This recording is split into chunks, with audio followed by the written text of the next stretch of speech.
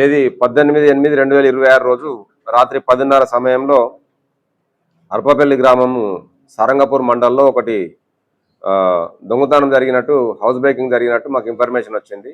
ఇమీడియట్గా అక్కడికి ఎస్ఐ గారు వాళ్ళ సిబ్బందితో అక్కడికి వెళ్ళి దర్యాప్తు ప్రారంభించడం జరిగింది.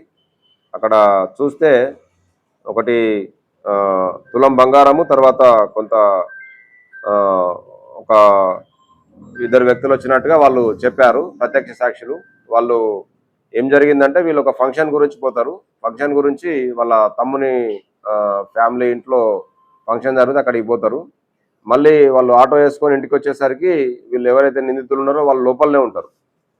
లోపలనే ఉండి వీళ్ళ ఆటో సౌండ్ వినేసి బయటికి వచ్చేసి ఉరుకుతారు. వాళ్ళు పొలాల సైడ్ పారిపోతారు. పారిపోయిన క్రమంలో ఇది మాకు ఇన్ఫర్మేషన్ వస్తుంది. ఎస్ఐ గారు పోయి చూసిన తర్వాత అంత వస్తువులను చిందరబందర పడేసి ఉంటాయి. ఏం పోయినాయి అంటే ఒక తులం బంగారం చైన్ పోయిందని చెప్పి చెప్తుంది.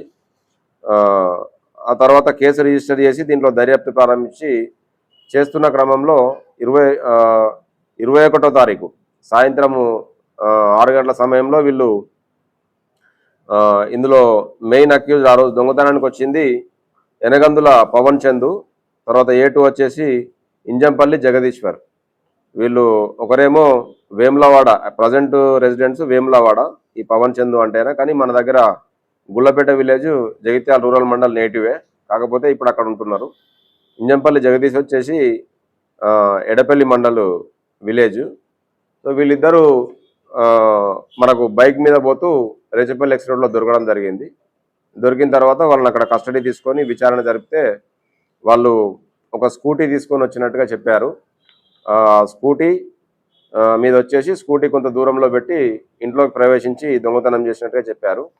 ఆ తర్వాత వీళ్ళు తదుపరి చేసిన దొంగతనాలు, వీళ్ళ క్రిమినల్ బ్యాక్గ్రౌండ్ హిస్టరీ అవన్నీ వెరిఫై చేసినప్పుడు మాకు చాలా పాత నేరస్తులు వీళ్ళు అని చెప్పి తెలిసింది.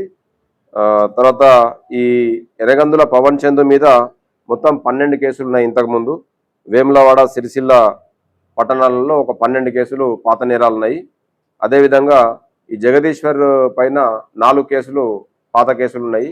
ఇందులో గంజాయి కేసులు ఉన్నాయి, అదేవిధంగా హౌస్ బ్రేకింగ్ కేసులు ఉన్నాయి, తర్వాత బైక్ దొంగతనాల కేసులు కూడా ఉన్నాయి. ఇది తెలుసుకున్న మేము ఏం చేసినామంటే వీళ్ళు పాత నేరస్తులు కాబట్టి ఇది ఒక నేరమే చేయరు, ఇంకా కూడా వేరే నేరాలు చేసి ఉంటారు అని చెప్పేసి దాంట్లో విచారణ చేస్తే వీళ్ళు కన్ఫెస్ చేయడం జరిగింది. వీళ్ళు మొత్తము 6 బైకులు, అదేవిధంగా వివిధ ప్రాంతాల నుంచి, తర్వాత ఒక ఆటో, అంటే ఆ బైకులు అమ్మితే వచ్చిన డబ్బులతోని ఒక ఆటో కూడా కొనుక్కున్నట్టు కన్ఫెస్ చేయడం జరిగింది. ఇవన్నీ కూడా రికవరీ చేస్తున్నాం ఈరోజు. దీంతో పాటుగా అర్పపల్లిలో ఏదైతే దొంగతనం జరిగిందో ఆ ఇంటిలో జరిగిన దొంగతనంలో ఒక తులం బంగారం అయిందని చెప్పేసి ఆ లేడీ ఇవ్వడం జరిగింది. కానీ వాస్తవానికి అది రోల్డ్ గోల్డ్ చైన్. అది ఆ చైన్ కూడా వీళ్ళు రికవరీ చేయడం జరిగింది వాళ్ళ దగ్గర నుంచి. సో ఇవి ఈ విధంగా ఉన్నాయి. అయితే రికవరీ పార్ట్కి వచ్చేసరికి ఇవి వివిధ ప్రాంతాల్లో రికవరీ చేయడం జరిగింది. వీళ్ళు చేసిన దొంగతనాలు ఏంటంటే మనకి బోయినపల్లి మండలం, తర్వాత కొడిమ్యాల మండలం, కోనరావుపేట మండలం, జగిత్యాల రూరల్ మండలం, నిజామాబాద్, ఇన్ని ప్లేస్ల నుంచి వీళ్ళు దొంగతనం చేయడం జరిగింది. ఎక్కువ బైకులు మేము కరీంనగర్ టౌన్ నుంచి రికవరీ చేసుకోవడం జరిగింది.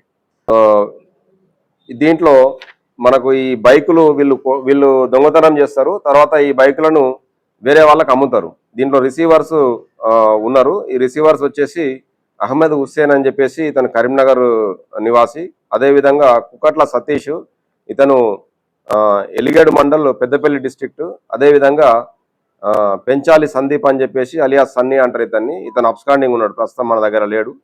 ఇది హనుమాన్వాడ, జగిత్యాల టౌన్. సో వీళ్ళు రిసీవర్స్. ఇప్పుడు మొత్తం ఈ కేసులో 5 నిందితులు ఉన్నారు. దాంట్లో ఒకరు అబ్స్కాండింగ్ ఉన్నారు, 4 రోజు కోర్టు ముందు ప్రొడ్యూస్ చేస్తున్నాం. అదేవిధంగా రికవరీ చేసిన సొత్తు ఏదైతే ఉందో 6 బైకులు, అదేవిధంగా ఒక ఆటో, వాటిని కూడా ఈరోజు అవును, అంటే మనకు ఈ డియో స్కూటీ ఏం జరిగిందంటే వీళ్ళు దొంగతనం చేసినప్పుడు స్కూటీ మీద వస్తారు కదా, అది అక్కడే పెట్టి పారిపోతారు. వాళ్ళు వచ్చేసరికి తొందరపాట్లో ఆ స్కూటీ అక్కడే వదిలేసి పారిపోతారు. ఆ స్కూటీ కలుపుకుంటే మొత్తం 7 స్కూటీలు, అంటే 2 వీలర్స్ 7, ఒక 3 వీలర్ ఆటో, ఈ మొత్తము సొత్తుని కోర్టులో డిపాజిట్ చేయడం జరుగుతుంది. ఈ సందర్భంగా ఈ పాత నేరస్తులు వీళ్ళు కొంచెం పెద్ద నేరస్తులే అనొచ్చు. వీళ్ళను పట్టుకోవడంలో చాకచక్యంగా వ్యవహరించి మరి ఎస్ఐ సారంగపూర్ గారు, అదేవిధంగా ఐడి పార్టీ టీము, శ్రీనివాసు, అదేవిధంగా విజయ్, తర్వాత తిరుమల్, వీళ్ళందరినీ అభినందిస్తున్నాను. అదేవిధంగా వాళ్ళకు సహకరించిన ఎస్ఐ రూరల్ గారు ఉమాసాగర్ గారిని కూడా ఈ సందర్భంగా అభినందిస్తున్నాను. Thank you.